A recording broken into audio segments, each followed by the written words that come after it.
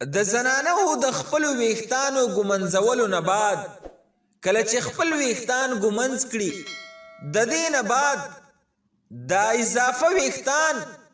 چې د ږمنځې په غاښونو کې ښخ وي هغه جمع کوي او بیا یې بازار وغیره کې خرڅوي او دغه ویښتان بیا د نورو خلقو په استعمال کې راځي د دې څه حکم دی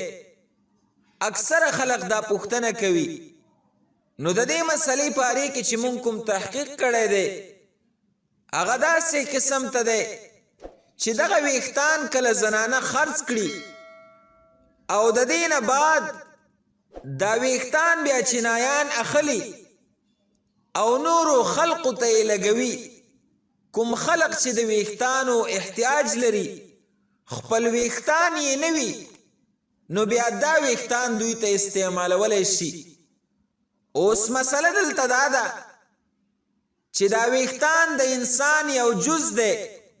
او د خپل جز خرڅول جائز دی په شریعت کې که ناجائز نو د انسان جز د انسان دپاره خرڅول ناروا دي کله چې یو انسان خپل اجزا اندام وغیره خرڅوي نو ناجائز عمل دی د ده دپاره دا نه دی جائز ځکه انسان د خپل اندام مالک نشي جوړېدلی د سره د اندامونه اجزا امانت د الله رب العزت دی د دې مالک الله رب العزت دی نو چې کله د یو شي ته مالک نه وي نو د هغې خرڅول د ستا لپاره ناجائز او ناروا دي نو دلته دا ویښتان چې کله خرڅ شي دا ویښتان چینایان واخلي او بیا یې هغوی نورو خلقو ته استعمالوي نو د دغه استعمالولو او د دې خرڅولو لپاره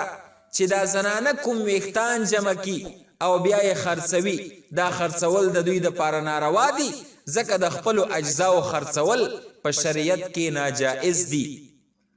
او بیا دغه ویښتان بعضې وختونو کې کوډګران او جادوګران